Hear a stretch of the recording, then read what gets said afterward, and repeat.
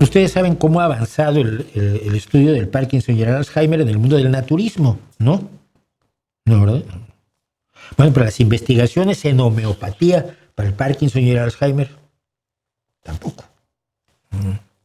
Bueno, pero seguramente el Reiki o las constelaciones familiares o la bioneuroemoción tienen publicaciones recientes donde van mejorando su tratamiento del Parkinson y el Alzheimer. Seguramente incluso ya lo pueden curar, ya que son tampoco, ¿no? No. Ese es el problema. Que la charlatanería no avanza y vende los mismos dosis de aceite de víbora que hace 100 años. Pero en el Parkinson y en el Alzheimer sí hay avances de la ciencia esta que algunos denuestan tanto, porque son idiotas y además ayudan a matar gente.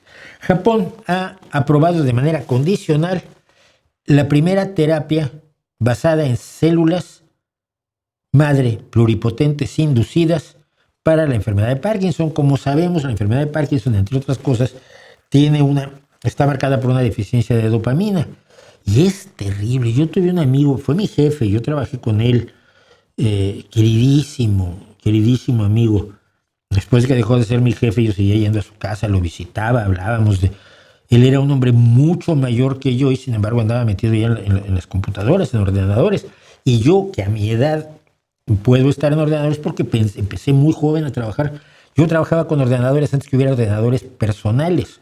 Trabajábamos con ordenadores dedicados para ciertos trabajos de audiovisual.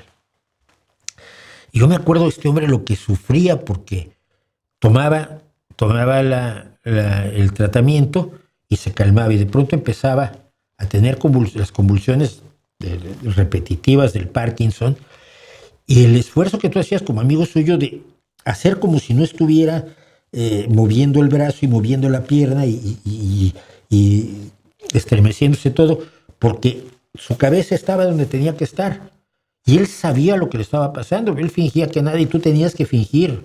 Era muy jodido.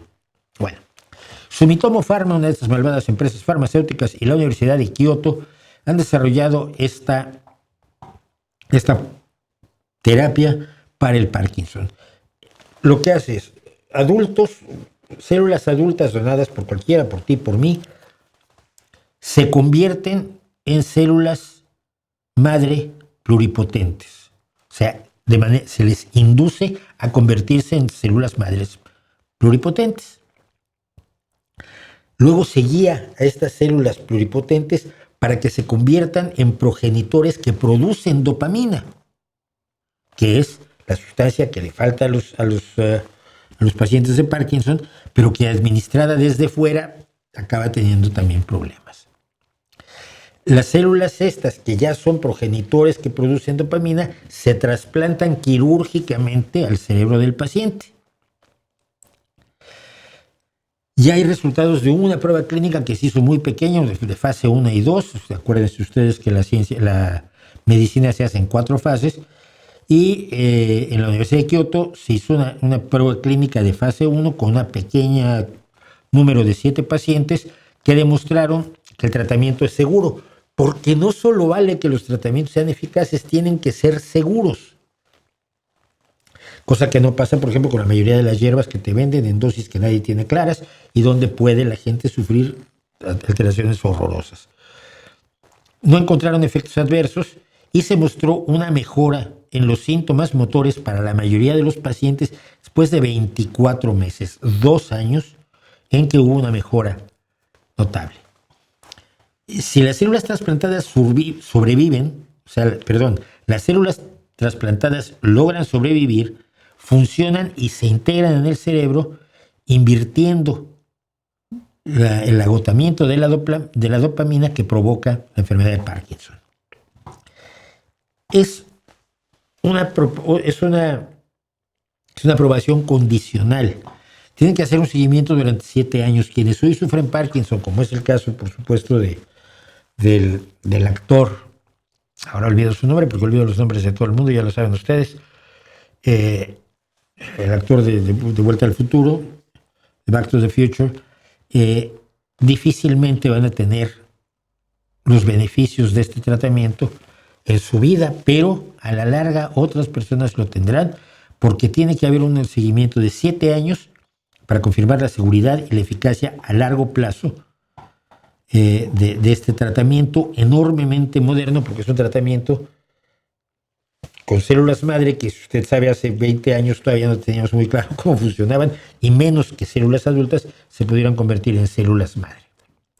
Pero luego, en cuanto al Alzheimer, que es otra tragedia horrorosa, yo he conocido gente que sufrió Alzheimer, que lo olvida todo lo bueno de su vida, le teme a todo porque todo le resulta novedoso y amenazante, excepto la música. Eso es muy curioso, ¿no?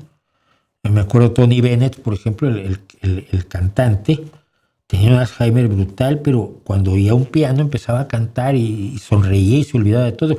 Lady Gaga hizo un disco con él precisamente para que fuera su última gran satisfacción en el escenario, porque ahí se acordaba quién era. Y hay un caso muy, muy interesante de una bailarina que está ya confinada en una silla de ruedas, pero cuando oye la música que solía bailar de ballet, los brazos, sonríe, se acuerda. Esa memoria sí no se ha ido, y entonces con los brazos hace los papeles que solía hacer en el escenario como bailarina. Bueno, investigadores de España y China han logrado un avance extraordinario en la investigación del Alzheimer, desarrollando unas nanopartículas que limpian las placas tóxicas del cerebro. Esas placas tóxicas del cerebro que están en rojo en la ilustración de la izquierda son las llamadas placas amiloideas, que son, se presume que son la causa de la enfermedad de Alzheimer. Revirtieron la pérdida de memoria en ratones con Alzheimer.